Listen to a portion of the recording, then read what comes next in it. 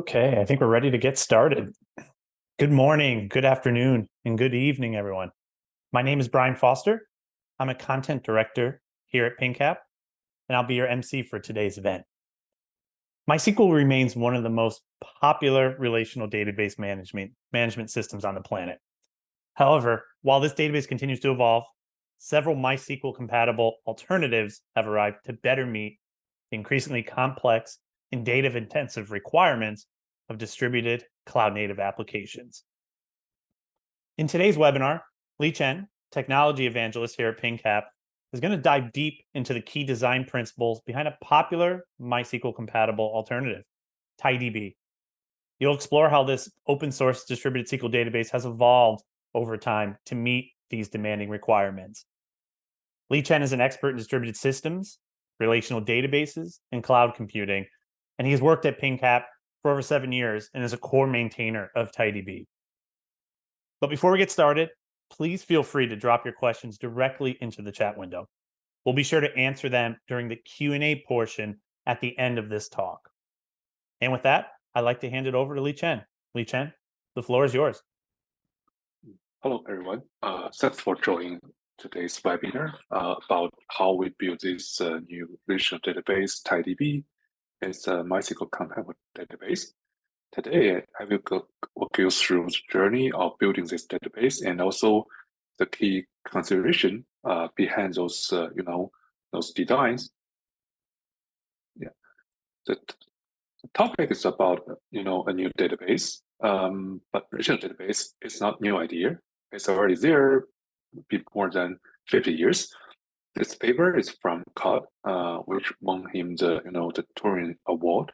The paper is the start point of relational model, and the first sentence in this paper is the most important one, in my opinion. Here, Codd mentioned that for the database, and it should be protect user from having to know the details of how the data is organized in the machine. So it's database job to manage the data volume and also support the application. So I think that's why relational database is super useful and still critical even after like 50 years. Yeah. But there's a challenge from the real world for the relational database as well. Let's see, two concrete real world example. First one, ChatGPT, a popular AI app. ChatGPT is very popular. It's acquired more than 1 million users. Use much shorter time than other popular apps like Facebook, Instagram. So that means the business grow very fast, and in the same time, there's a pressure on their system as well for their user management, for their billing system, for other the services. So there are more requirement for the application, including for the infrastructure, including the database to handle those growth. Another example is is from Calc.ai, another popular AI app. Here's some data point I get from the web and also YouTube. They have more than 200 million users per month, and for each visit, there's a lot of activities there, about half an hour per visit. So it will generate large volume of data per day, and they need infrastructure that can scale to handle that data volume. So that's why they migrate from Postgres to Spanner to to handle more than 1 terabyte data per day with reliability. So that two example shows there's a challenge for the for the scalability and the reliability of database to support the modern applications. Yeah. And there's a lot of solution from smart engineers to try to address those challenges. For example, sharding, and single database cannot handle the large data volume, but with multiple instances and sharding logic there, we engineers can handle the volume and the traffic with multiple machines. And another example is NoSQL.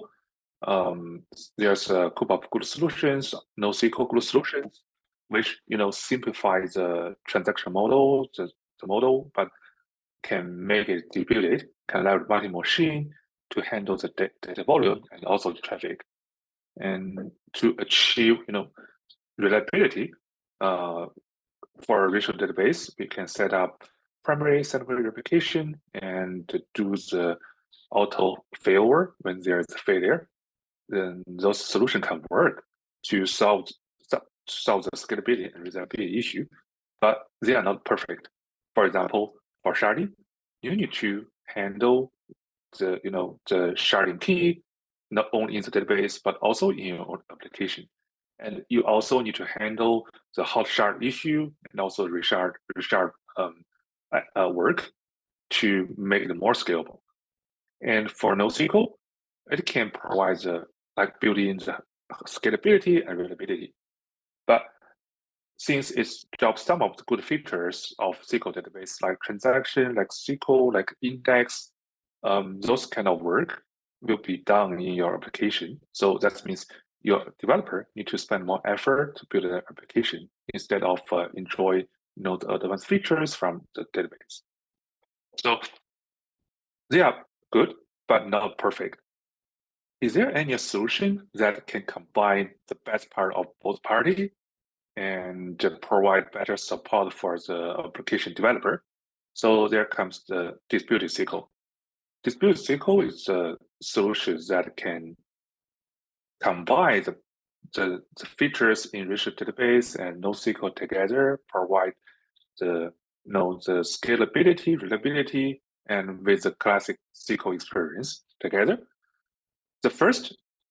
I think the first distributed SQL product is Google's Cloud Spanner, but it's only available on Google Cloud. And TiDB, the product we talk about today, is an open source distributed SQL database that you can have the scalability, reliability of NoSQL with the familiar experience of traditional database. Yeah, let's see how we build this database. It's a new database. We start with a pretty small thing. At the very beginning, in the first quarter, with only with a few people, a few engineers, we built the first version, and it can work, but it can run on single machine. It's actually a local single node database, and it has disaggregated computing and storage architecture. Even on single machine, there's a SQL layer and a storage layer. We design API abstraction to separate the storage and the compute. And both the SQL layer, the compute, and also storage are quite simple.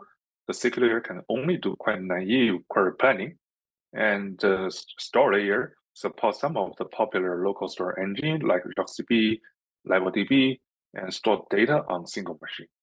It's simple, but it works. It can support some basic, MySQL applications like WordPress.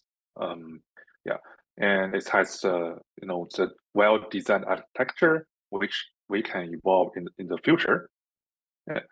Our goal is build a distributed SQL database.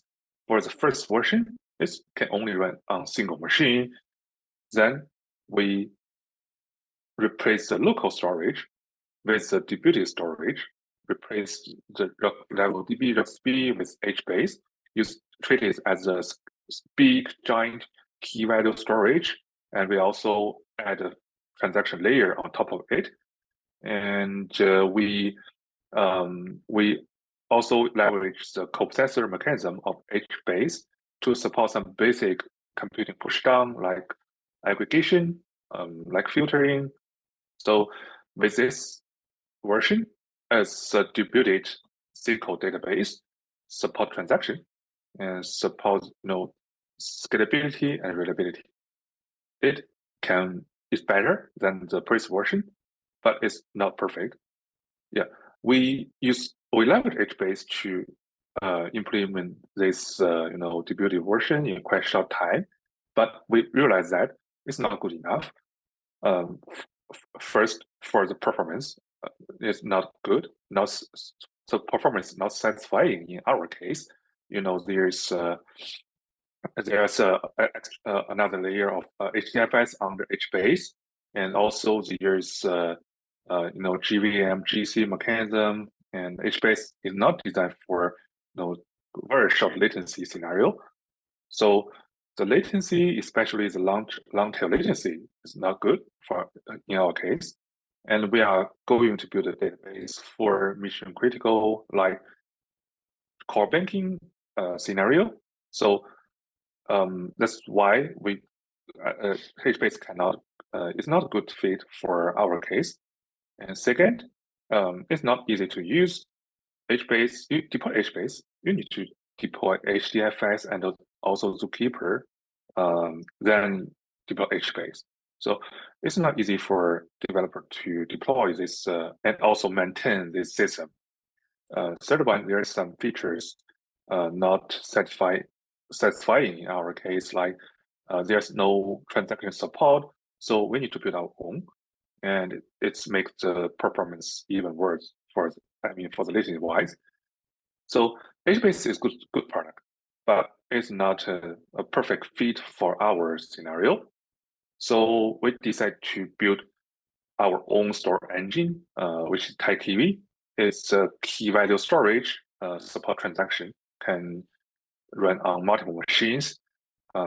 We support some basic functionalities here, like ACD transaction, like auto scale, and built-in high availability. And also the performance is pretty good. That's our design goal.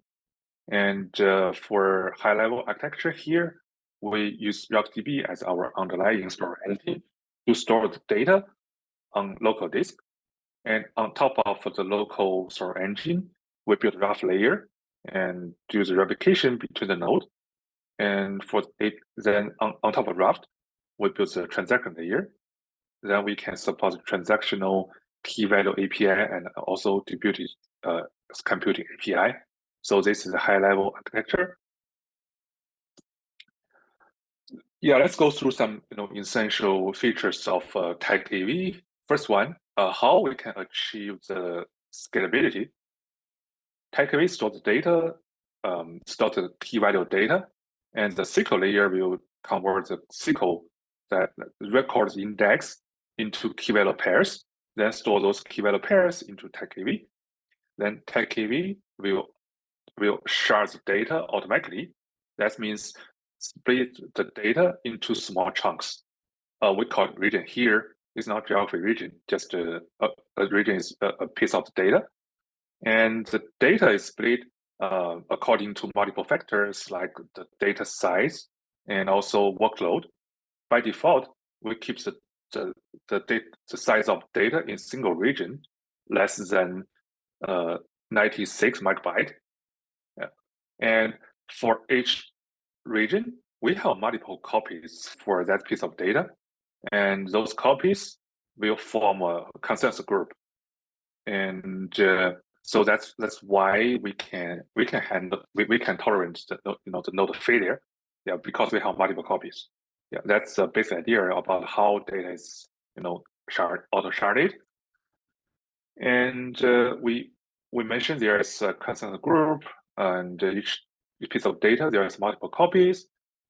Among those copies, we use Raft as the consensus algorithm, and Raft can provide a strong consistency for the data replication.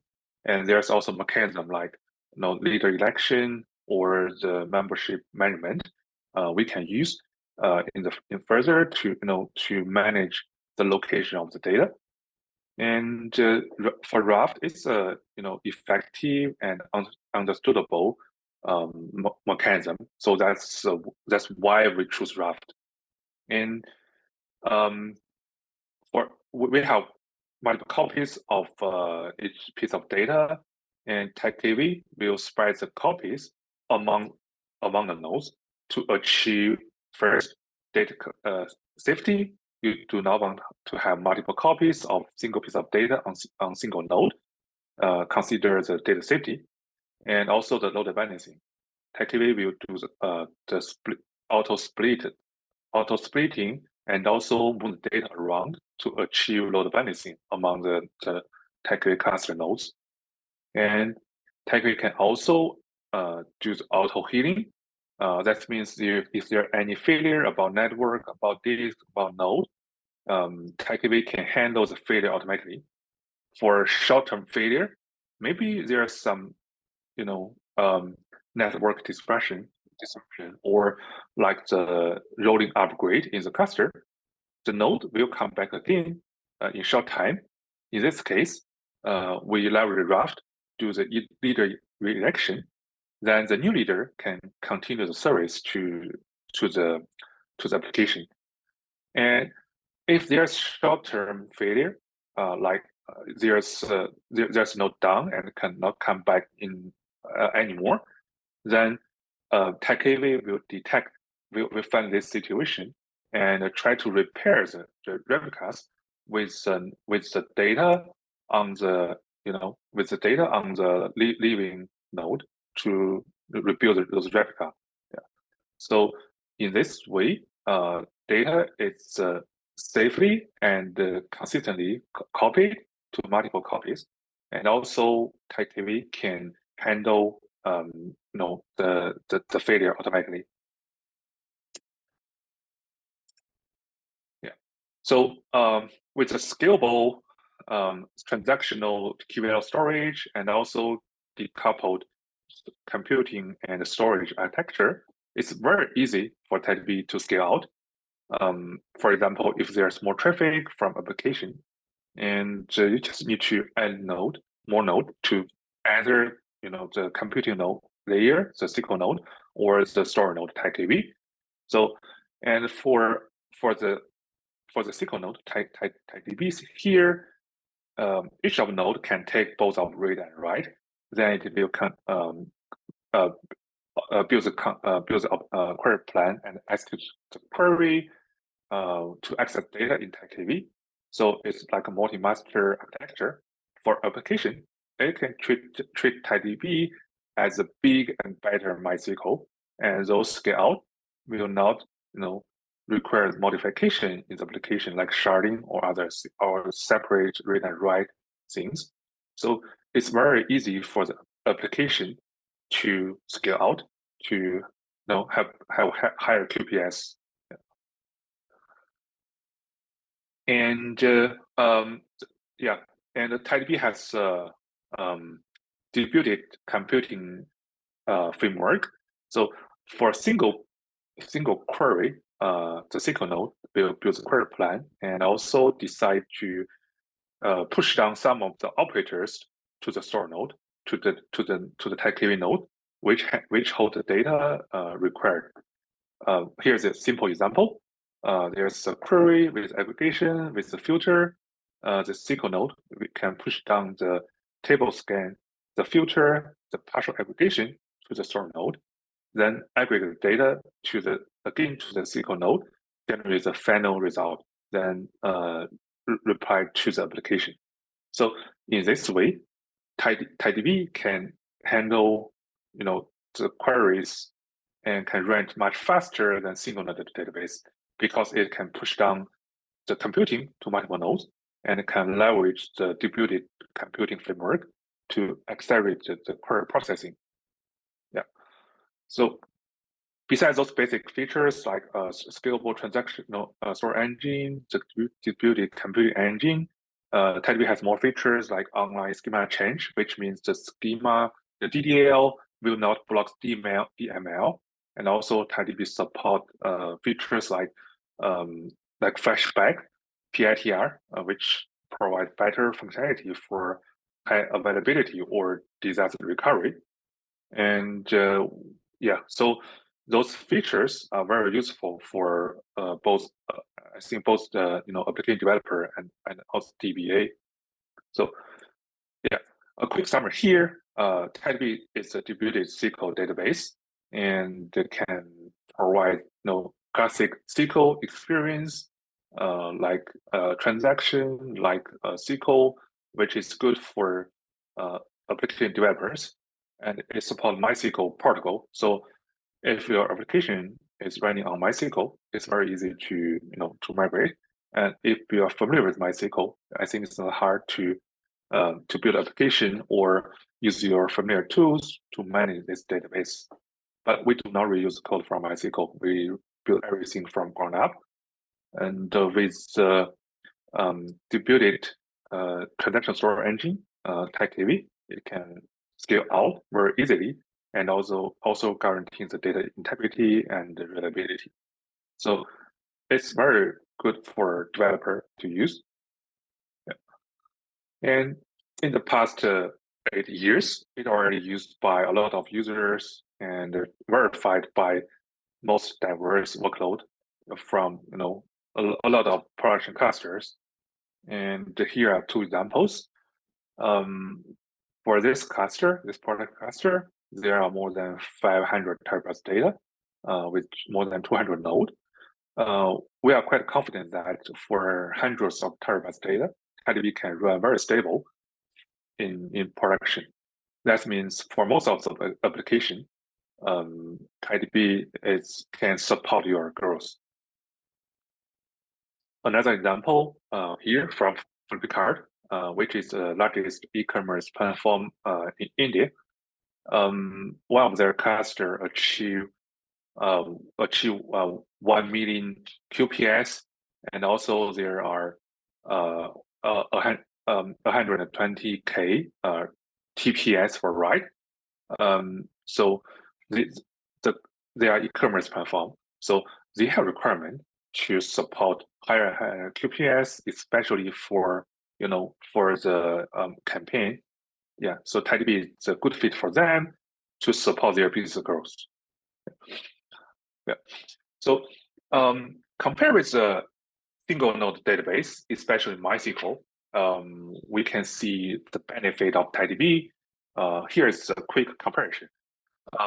From application side, TiDB can support much higher QPS, and also we can handle not only simple but also complex queries because we have distributed and virtualized computing engine. And for the QPS wise, basically, in most of cases, I think MySQL, including Aurora MySQL, can support only like 20K QPS for write, because there's only a single writer there. The read and write capability is bounded by the I/O and the CPU on single machine. But for TiDB, since we have a scalable architecture, we can scale to much higher, QPS and TPS than single node database. And we also have seen many users not only run single application on top of TiDB, but consolidate their multiple applications on single TiDB cluster. In this way, they can reduce the management cost of a huge amount of MySQL instance management. Yeah, and since MySQL can only run on single machine, so the data volume the data volume is limited for MySQL. If you want to handle large data volume, you need to do the sharding. That means there's some you need to spend extra effort to manage the sharding key, and also there's limitation to your application. But TiDB can scale out very easily. Just add a node there. So typically, for MySQL or Aurora MySQL, usually the data volume is less than 1 terabyte. If the data volume beyond that number, you may see the performance drop. Yeah, and but for TiDB, we have seen many cases in production have hundreds of terabytes data, even petabytes of data without sharding. Yeah, and TiDB also have built-in availability and handle the failover automatically in quite short time and provides a strong consistency, which gives the DBA peace of mind in those cases. Yeah. And you may wonder how to migrate your application to TiDB, especially if your application is running on MySQL. We provide a bunch of tools for the migration. Typically, you can split the migration into two steps. First one, migrate the data. Second, migrate the application. For data migration, the step one, we have some tools like TiDB Lightning, DM, to dump data from MySQL or Aurora to local disk or S3, then ingest data ingest data to TiDB in a very fast way. If the data volume is large, we recommend use our TiDB Lightning tool to ingest data in a very fast way. But if your data volume is small, you can use our tool TiDB DM directly. It can do the logic data importing.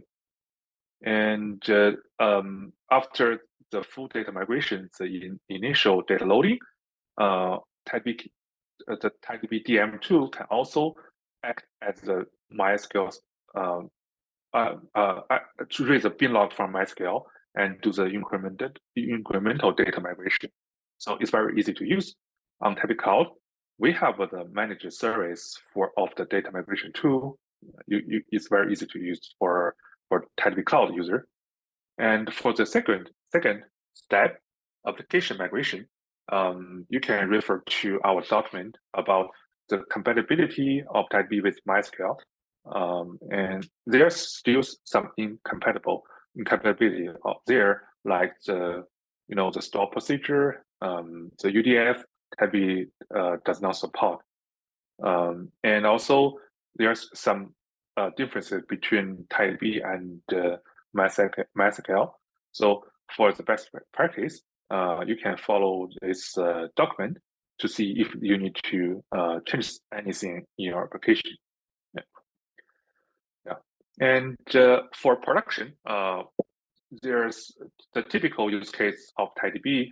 We already mentioned, use TiDB as a bigger and better relational database, which is you can get the scalability and reliability compared with the single node databases. And also, you can put multiple applications on single TiDB cluster, and in this way, you can get better, better developer experience and also better efficiency and a lower cost to manage a cluster. Yeah.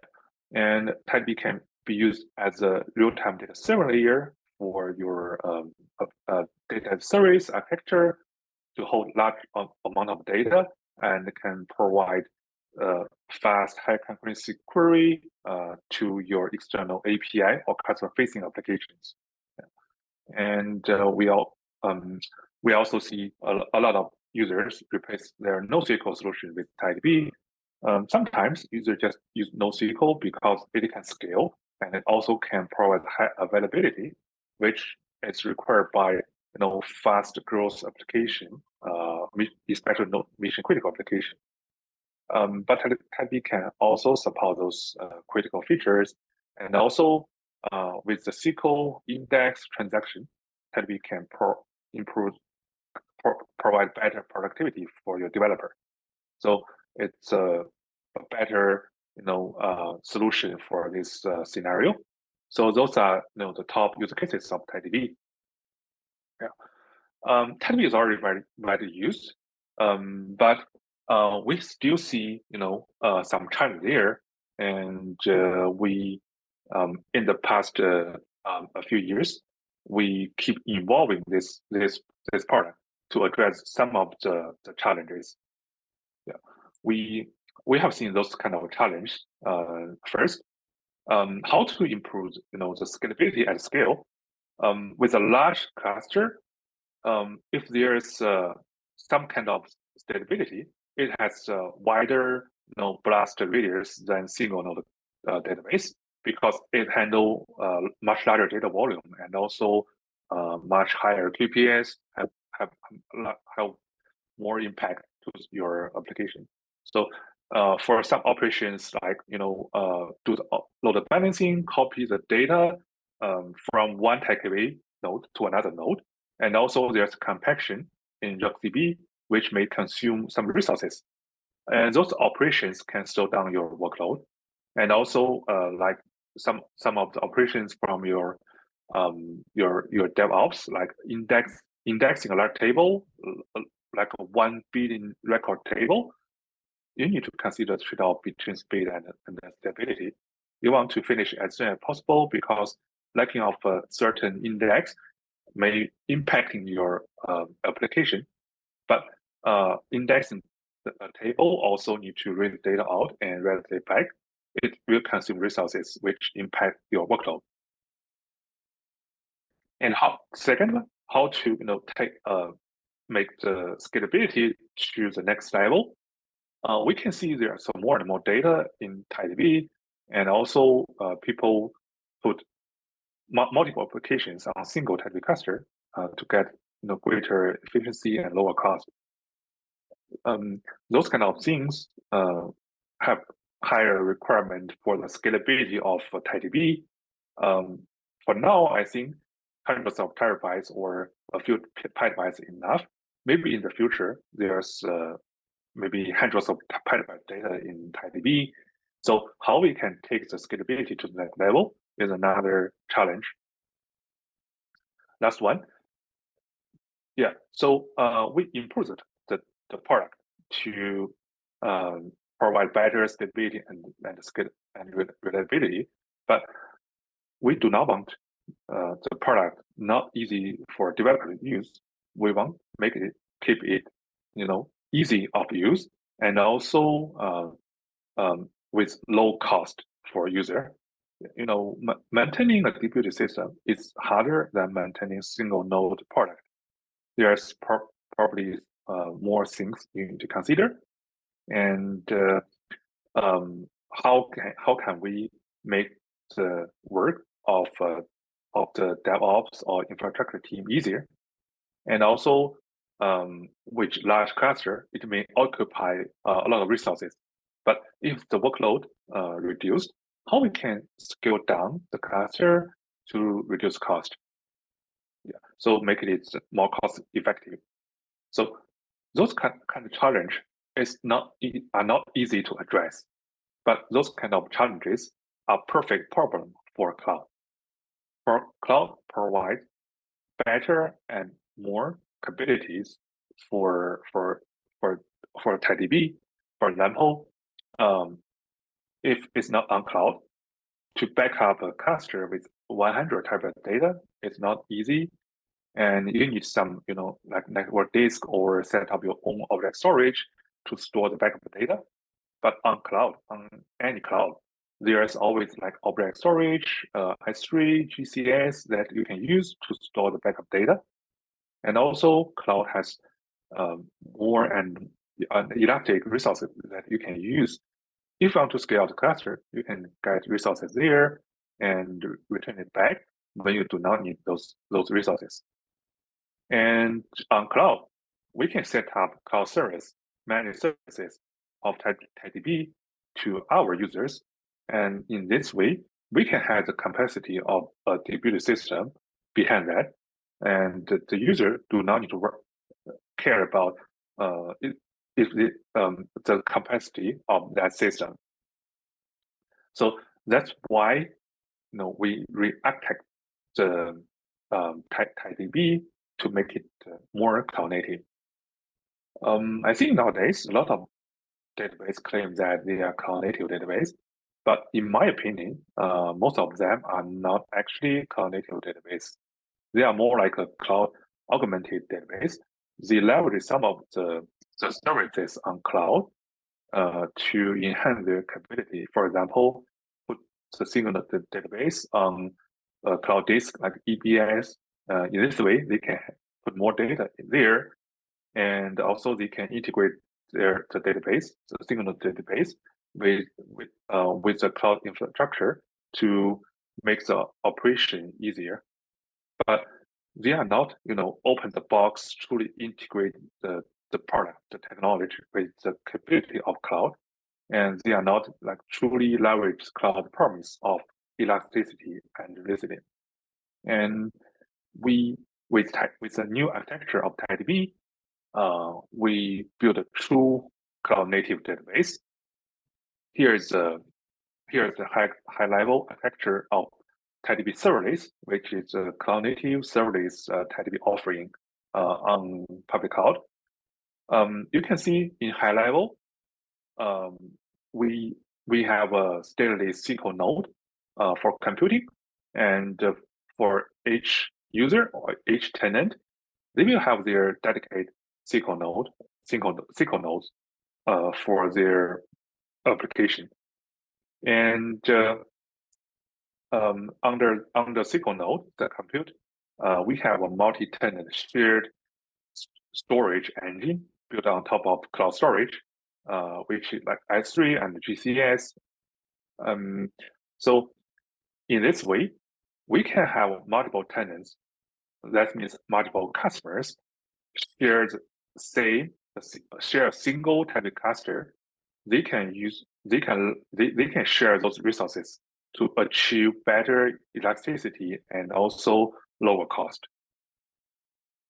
And besides that, we have a shared resource pool for background or heavy compute jobs. And all the tenants in single cluster will share this resource pool.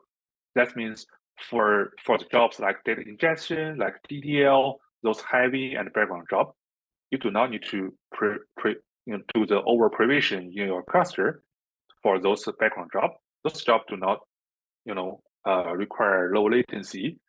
Yeah, but sometimes you want them to finish as soon as possible. So a shared resource pool can improve the efficiency and also provide better capability for those jobs. Yeah, let's take a deeper look for the cloud-based store engine. I mentioned there's RDBMS as an underlying store engine for TiDB node, and before this, the new architecture, all the data, including raft log, and also the RDBMS SID file are stored on local disks and also or EBS. And if you want to move single piece of data from one TiDB instance to another one, you need to read data out from RDBMS and build snapshot and send it to another node, TiDB node, through network, and ingest the snapshot into the RDBMS of that TiDB node. And with the new architecture, the data is actually stored in S3. And for the TiDB node, the storage node, it will use local SSD, local disk as a cache of the data. So, but for the raft log, it will be stored on EBS. So, in this way, we can leverage the durability of S3, and also we can use S3 to share data among the node. For example, if we want to scale out the cluster at a new store node, then the newly added node can get the snapshot of the regions from S3 instead of getting the copy from other node. In this way, we can make it faster to scale out, and there's less impact in the production cluster because the data copy is happening between the S3 and the newly added node. Yeah, and we can also offload some of the heavy background computing job to like the remote compaction server. Compaction may consume resources and introduce instability to the store node. So with the remote compaction service, we can offload the compaction job and make it more stable for the production workload. And for the resource pool, I mentioned that a resource pool can handle the background job, the background computing, like indexing, like the data ingestion. let's take indexing as example. When indexing a large table, we can allocate some of the workers, the DDL workers, in the result pool, and those workers will read the data from S3 directly, then build the index and read the index data back to S3. Then the store node can read the index data from S3, and in this way, you can have multiple workers in the result pool to build the index. It can be much faster than you keep limited resources in your TiDB cluster to build index, and it also can have lower impact on production workload. And for the instances in the resource pool, we can use some benefit from cloud, like spot instance, to run those jobs. Spot instance is much cheaper than the normal instance, and for those background job, we can tolerate some of the instant failure. So the result pool can achieve can make those background jobs faster and with lower cost. It can also make the production workload more stable. Yeah. With the new architecture, it's very easy to scale, to make it more scalable, and also it's very easy for developer to use. I mentioned there's a case study from Flipkart, which single cluster achieve 1 million QPS, but in that case study, they tuned the cluster a little bit, including the capacity planning or tune some parameters to improve the performance. There's still some effort from developer to scale out the cluster, but with TiDB service, it's very easy to scale. Here's a demo. Here's a TiDB service cluster. We keep adding more traffic to the cluster. Then the QPS start from 0 to more than 1 million in very short time. Then when we stop the the workload, the QPS drop from 1 million to 0. And in the same time, we can monitor the resource consumption or the money you are spending during this process. Here's the demo. You can see for the lower part, it's the QPS. You can see it's increased very fast to 1 million QPS. And at the same time, for the upper part, the resource consumption, the request unit, which is the unit for the metering, also increased. And after we stop the workload, the QPS drop, and also the money you are spending also drop. So you can see how easy to get better scalability in TiDB cloud service. Yeah, and there's like the very free solution to scale your cluster and also your business. Yeah, and yeah. So here's my thoughts, my feeling about building a truly distributed cloud native database. There's a lot of things to handle for database developer, and like how to do the data replication, how to handle the failure, how to scale out in a nice and easy way. A lot of things there, but it's our job to deal with those hard things, and we want to keep the simple and good things for developer, like SQL, schema, transaction, very free scale out, and data consistency for developer. And we handle everything else for them and help them to scale their infrastructure and also their business. Thanks. Any question here?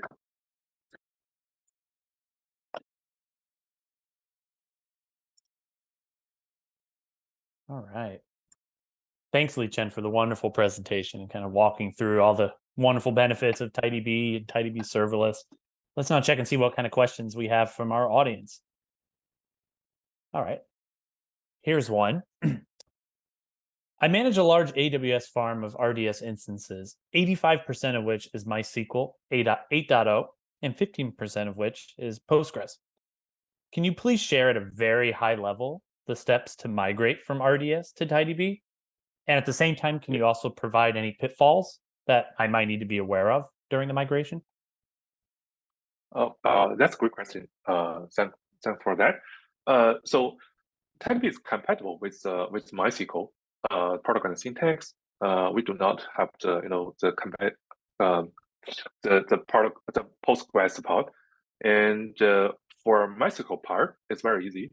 But we provide a bunch of tools to do the migration, including the full data migration. We have a tool called DM and also Lightning can dump data from MySQL or RDS or Aurora, and then load data in a very fast way into TiDB.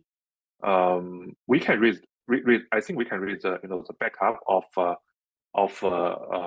AWS Aurora or RDS from S3 in a Parquet format and load it into TiDB, and that's for full data migration. We can also do the incremental replication or migration from MySQL to TiDB. We can we will provide a tool can read the bin log of MySQL and insert and ingest the changes into TiDB. In this way, you can do the full data migration and also the incremental migration. We also offer a data migration service on TiDB Cloud. So you can just use the data migration service to migrate data into TiDB Cloud. And that's for data migration. There's for application migration, actually, since TiDB is compatible with MySQL, so it's very easy to just move your application from MySQL to TiDB. We have a document shows there's still some feature we do not support, like stored procedure, like UDF. But most of the features of MySQL we already support, and we just announced the MySQL 8 compatibility in our latest release. We support features like CT window function and those features from in MySQL 8. So it's very easy to migrate from MySQL. For Postgres, we do see some use cases. Our customer migrate from Postgres to TiDB.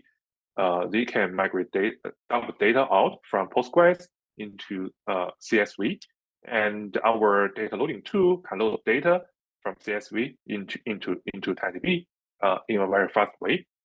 And for the application part, if the OM you are using can work on both MySQL and the Postgres, that may be easy for you to migrate. But if your application is built direct on Postgres, if you just use some standard SQL features, I think it's not hard. We have seen some use case of the Postgres migration. Yeah, so I think for relational database migration is not very hard.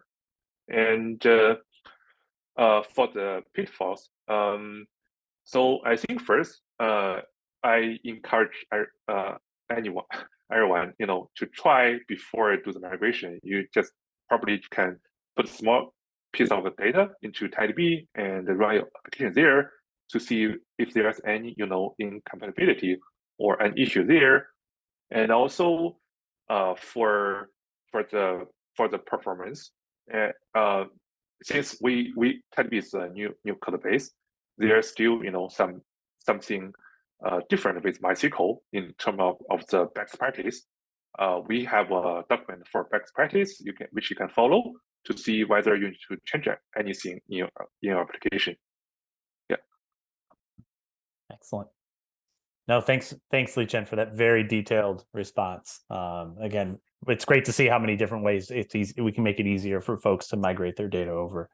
So thanks for sharing. Let's take a look at our Q&A, see what else we have in our window here. Okay, another good question. What kind of isolation levels does TiDB support?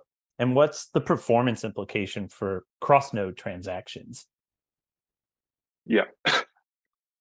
For isolation level, we support snapshot isolation by default, but we also support read committed isolation level if you need, probably better performance. We support both. And for the performance for cross-node transaction, TiDB use use two-phase commit for distributed transaction, and probably there's two round trip for the cross-node transaction, the prepare and commit two phases. But for if the transaction, the data in a single transaction is not large, we have optimization for this kind of scenario. We call it async commit, which just cut the latency of transaction by half. For the prepare phase, still the same. After the success of the prepare stage phase, we can return the success to the client. The commit phase will be due in async way, and we still can guarantee the correctness and also the consistency of the transaction. In this way, we can achieve lower latency and better performance. Excellent. No, great. Thanks for the response. Very, very detailed. And I know our attendees will definitely appreciate it. Let me see what else we have here. Just taking a look. So you talked about re-architecting TiDB, to create TiDB serverless. In your eyes, what really makes TiDB serverless unique compared to other serverless database offerings that might be out there? Yeah, that's a good question. Actually, I mentioned some of the challenges we have seen in the past in the real world use case workload, and those kind of challenge cannot be solved in an easy way. And so we decided to re-architect our TiDB, make it more cloud native, and provide the serverless capability for other service databases. I have seen most of them are still build their service offering based on single node database, but actually the single node architecture can have the limitation on their service offering. They still need to fight with legacy architecture, but TiDB we build everything from ground up. So we can just open the box, integrate our key component, our architecture with cloud, make it a true distributed cloud native and serverless database. That's a high level thought. Yeah, no, and that's a great distinction. Again, kind of what's out there now and versus how an offering such as TiDB serverless really kind of can extend the capabilities due to the architecture. Thanks for the response. Let's take a look, see if we have any other questions here. Let me see. All right, here's another one. How in your opinion, how would you recommend an organization get started with the distributed SQL database like TiDB? Yeah, so I think the most easy way to try TiDB, we have TiDB cloud. You can launch a cluster very easily there, just with a few clicks. Then you can try the key features of TiDB to see how you can use TiDB for your application. And when you get more familiar with TiDB, no matter it's on TiDB cloud or with our open source version, then you can see how TiDB can solve your problem, like you scale your transaction workload, or for your data serving, for data service architecture or data serving application. Then pick the right scenario, and probably at the first time you do not have enough confidence with TiDB. You can try with some maybe tier 2, tier 3 services, and when you get more confident, then use TiDB for your tier 1 services. Excellent. No, thanks for sharing. No, that sounds really great. Let's see if we have anything else here. I think we might be at the end of our talk. Yeah, so again, this has been a great webinar. Again, Lee Chen, thank you again for sharing your thoughts and insights. I'm sure everyone's learned a ton. I want to thank everyone that attended the webinar today. Just note, we will make a recording available to everyone who registered for the event in the coming days. So definitely keep an eye out for your email for that recording. And then, of course, Lee Chen just mentioned this, but you can also, if you'd like to give TiDB a spin, you can actually sign up for a free trial of TiDB serverless. Again, our fully managed autonomous cloud database as a service. You just have to go to tidbcloud.com/free dash trial. So again, thank you, everyone. Really enjoyed it. This is a great webinar, and have a wonderful day wherever you are. Thanks. Bye bye. Take care, everyone.